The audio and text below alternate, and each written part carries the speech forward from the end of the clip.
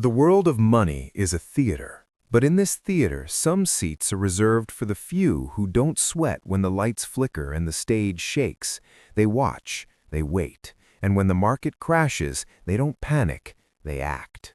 It starts with fear. Every investor, every retiree, every small trader watches the red numbers crawl across screens. Headlines scream apocalypse, markets tumble, wealth evaporates, and in living rooms across the world, people sell, fast, emotional, desperate. But not the billionaires, not them. Take the crash of 1929. Wall Street wasn't just collapsing, it was convulsing. Banks failed, jobs vanished, ordinary Americans lost everything overnight. Yet there were a handful, Rockefeller among them, who quietly moved capital. They didn't scream into the void. They whispered to their networks, buying undervalued assets while everyone else fled. Fear was their guide, but not the fear of losing money, the fear of missing opportunity. This is the first paradox. Those who have the least to lose panic, while those with the most to gain calculate. It's not about knowledge, not purely. It's psychology. Billionaires see markets not as chaotic storms, but as waves. They ride them. Ordinary investors get swept away. The 2008 financial crisis offers a modern twist. Lehman Brothers fell like a domino. Housing markets imploded, yet in the background, a few figures, men like Warren Buffett or lesser-known private equity titans, quietly wrote checks. They didn't just buy companies, they bought narratives. They bought trust in systems everyone else doubted. They didn't need the headlines, they needed time and clarity. And this is the cruel secret of market crashes.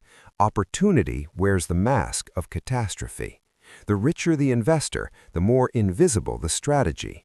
While most people panic sell their portfolios, billionaires are already mapping the tectonic shifts, anticipating which assets will survive the quake and which will crumble. It's almost a paradoxical dance. The world sees ruin, they see renewal. The world sees loss, they see leverage. And yet, beneath it all, there is a quiet acknowledgement. You cannot manufacture a crash, you can only respond to it, and responding well requires a mindset shaped by history, patience, and a profound understanding of human behavior. During a crash, cash is king, but not just any cash, liquid, accessible, nimble. The billionaires of history have understood this instinctively. In 1987, Black Monday slashed the Dow by 22% in a single day. The panic was absolute. Brokers screamed, traders froze, and ordinary investors sold anything with a price tag. Meanwhile, some of the world's wealthiest quietly hoarded cash, not in banks, but in instruments they controlled, ready to strike the moment fear peaked. There's a lesson here about patience disguised as discipline. While the masses react, billionaires calculate. They track patterns, not numbers. They watch psychology, not headlines. They understand that markets are ecosystems of human emotion, greed, fear, hope, desperation, and they place their bets accordingly. Consider the tale of George Soros and the 1992 British pound crisis. While nations panicked and currencies trembled, Soros positioned himself with surgical precision. He didn't just bet against a currency, he anticipated the unraveling of an entire economic narrative. The world saw disaster, he saw leverage multiplied. One morning, billions shifted hands. History remembers the profit, but the patience, timing, and psychological insight behind it is the real story. Billionaires also understand scale. During a crash, a single move by a small investor barely ripples, but a billionaire's decision can shift entire markets. They know this power and wield it cautiously. Every acquisition, every short, every leveraged maneuver is a statement, a ripple in a pond that has become a storm. And yet, there is humility in this. For all their wealth, billionaires know a market crash is bigger than them. They don't conquer, they adapt. They respect the forces that topple ordinary fortunes. They treat the crash like a wild river, dangerous to cross without skill, deadly if underestimated, yet transformative if navigated properly. There's a certain artistry to it. Fear is a brushstroke, opportunity the canvas, and billionaires, they paint quietly, deliberately, while the world screams in broad strokes. History is full of crashes, yet the script is always the same: chaos for most, opportunity for a few. The 2000 dot-com bubble is a perfect example. Everyone wanted the next Amazon, the next Google. Ordinary investors threw money at websites with little more than a logo and a dream. When the bubble burst, billions vanished overnight. But behind the scenes, a select group of investors, often venture capitalists, often quietly wealthy, had prepared. They had written options, diversified globally, and protected their portfolios with assets that weren't tethered to the hype.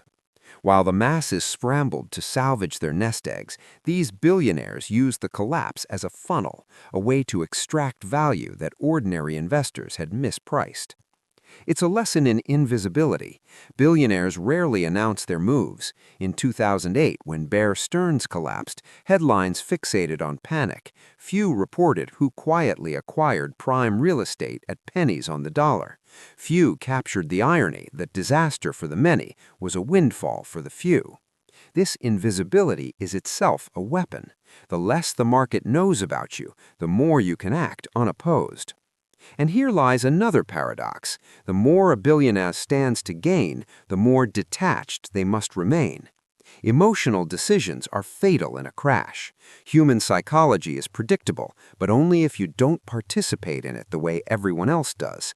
Billionaires do not watch the ticker obsessively. They watch human behavior, tracing patterns across decades, geographies, and crises. Take commodities, for instance.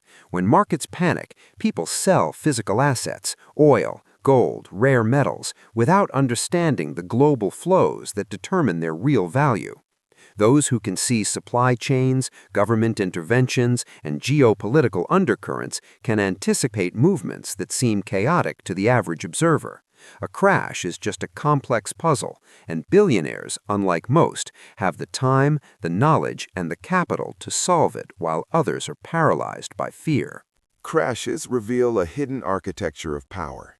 Ordinary investors are trapped in the visible market, the tickers, the headlines, the chatter.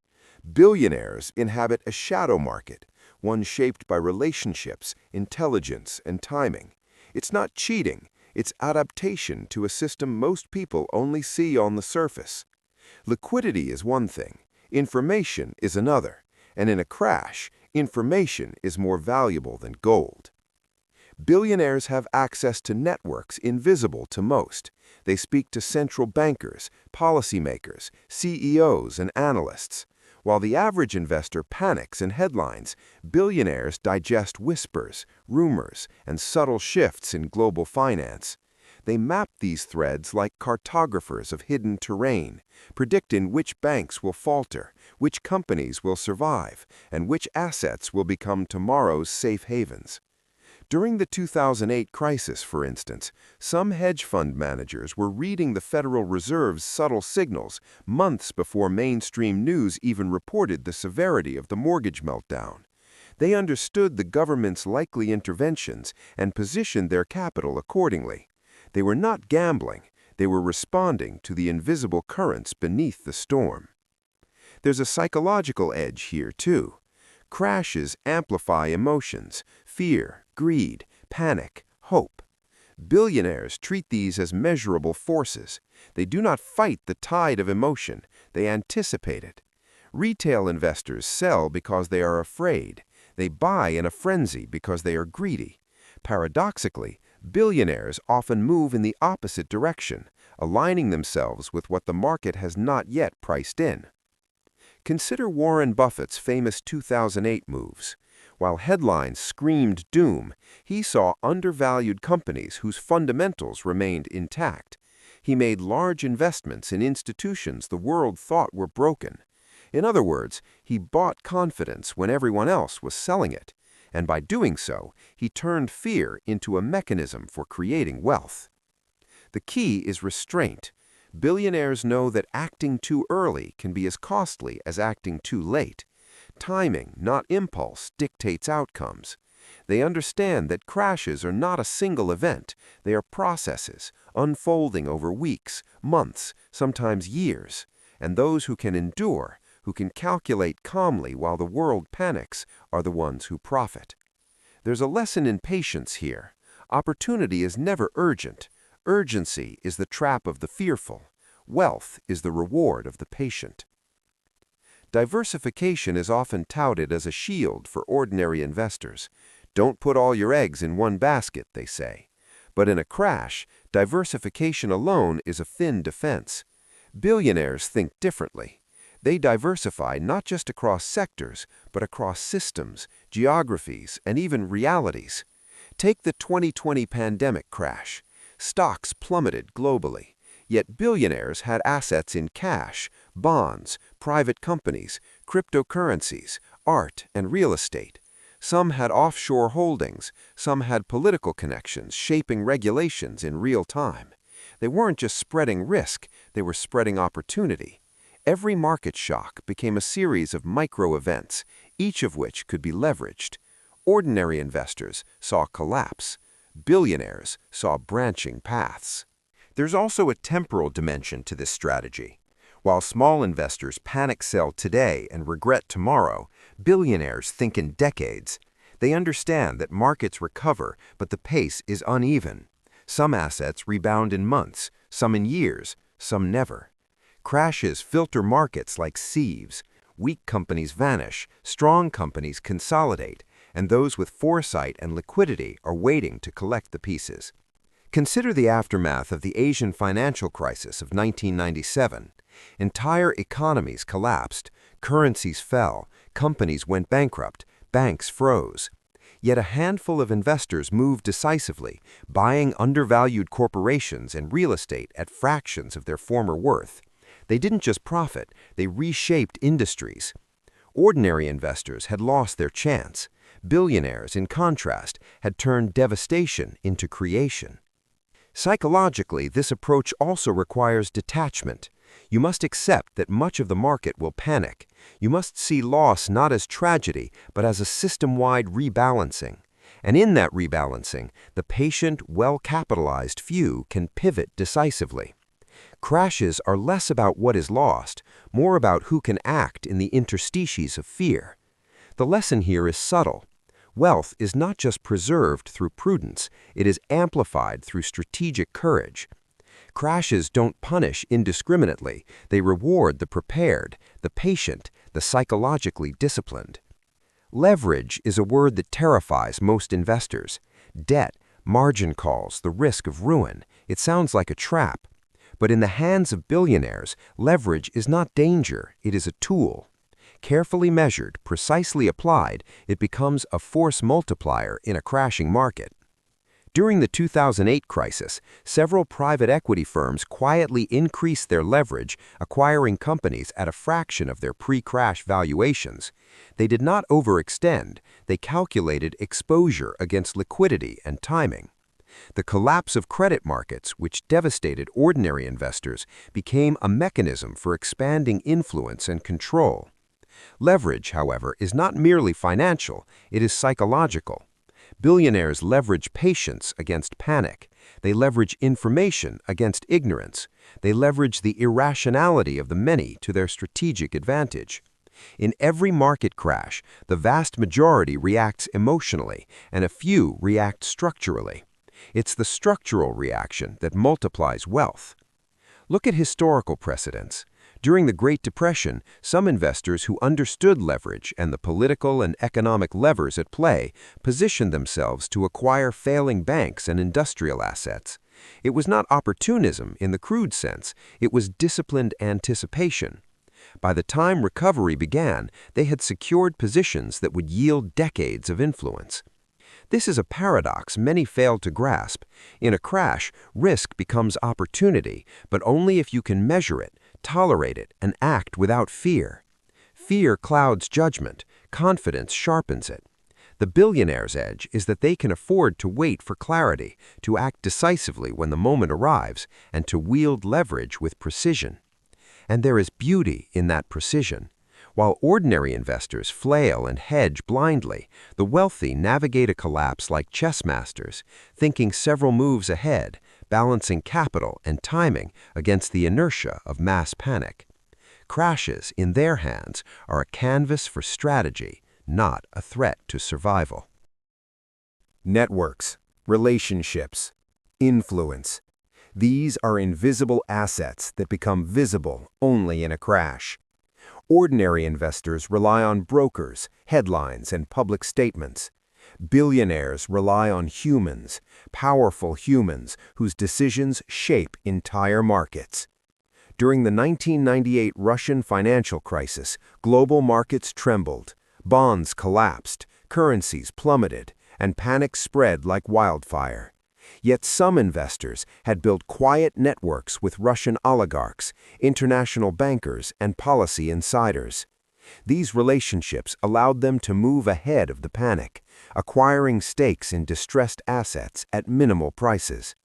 Ordinary investors watched from the sidelines, powerless. Those with networks acted and profited. It's about foresight and access. When the market is screaming, information is fragmented. The wealthy can resolve that fragmentation by talking to people at the epicenters of decision-making. They understand policy leaks, regulatory intentions, and market psychology in a way ordinary participants never will. In essence, they are inside the system, while the rest of the world only observes it from the outside. There's also an ironic layer. Crashes are democratized in visibility, but stratified in power. Everyone sees fear, but not everyone can act on it effectively.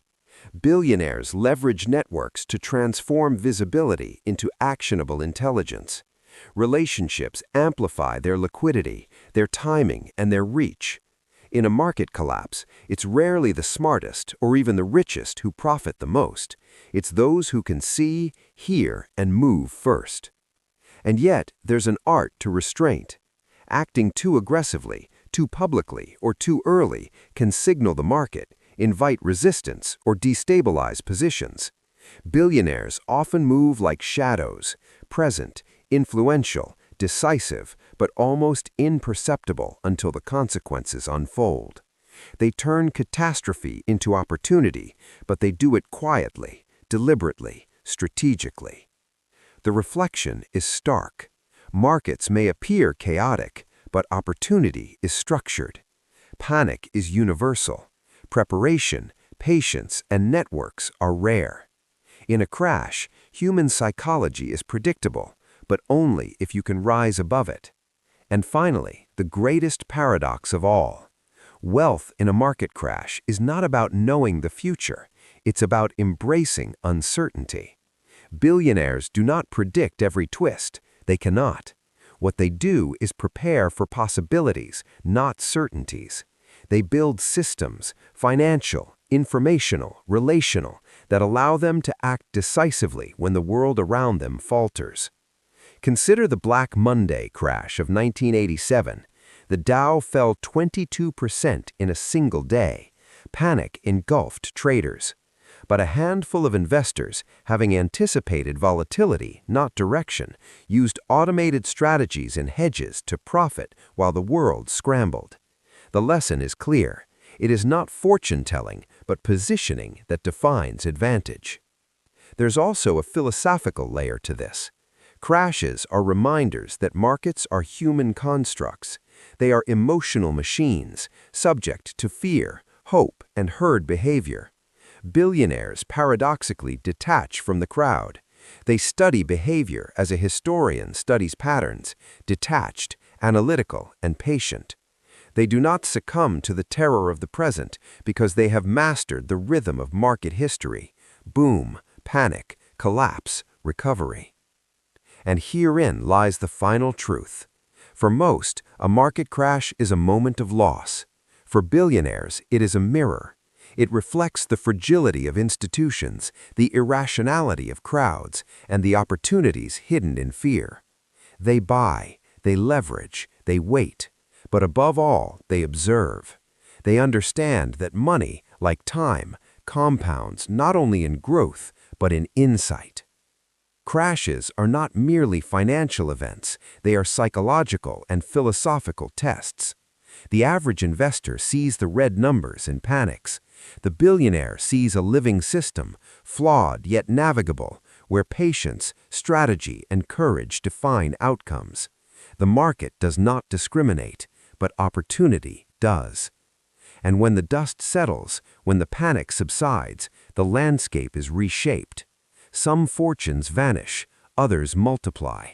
The difference lies not in luck, nor in intelligence alone, but in mindset. The ability to act decisively while the world hesitates, to embrace chaos as a form of order, and to see in every collapse the seeds of creation. Crashes are temporary. Strategy is permanent. Fear is contagious. Preparation is eternal.